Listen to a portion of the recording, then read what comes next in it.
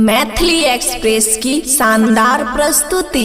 बोला बोला दुर्गा मैया की।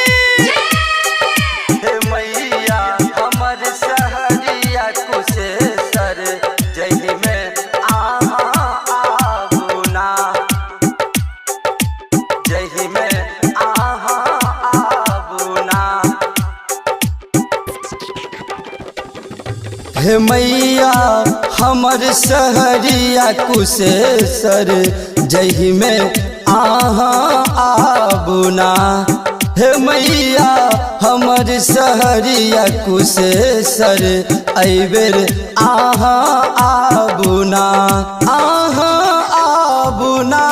हे मैया आबुना। हे मैया हमर सहरिया कुशेश्वर जही में आबुना। हे मैया हमर सहरिया कुशेश्वर जही में आबुना। हे मैया हमर सहरिया कुशेश्वर जही में आबुना।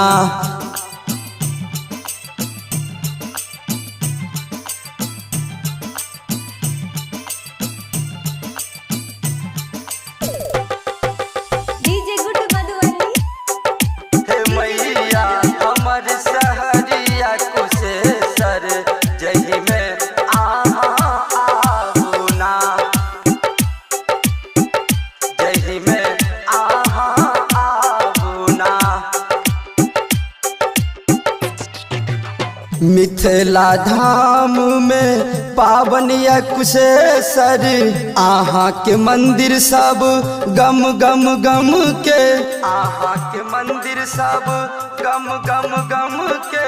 मिथिला धाम में पावनिया कुशेश्वर आहाँ के मंदिर सब गम गम गम के, गम गम गम के। बेटा बुलावे है ना हे मैया, बेटा बुलावे ना हे मैया हमर सहरिया कुशेश्वर जही में आबुना। हे मैया हमर सहरिया कुशेश्वर जही में आबुना। हे मैया हमर गाँव कुशेश्वर जही में आबुना।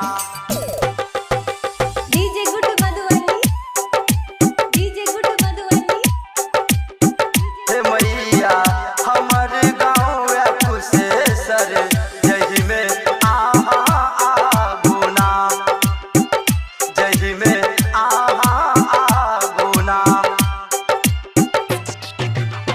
राइटर संजय माँ भजन लिखलक, संतोष राज माँ स्वर सा सजेलक, संतोष राज माँ स्वर सा सजेलक।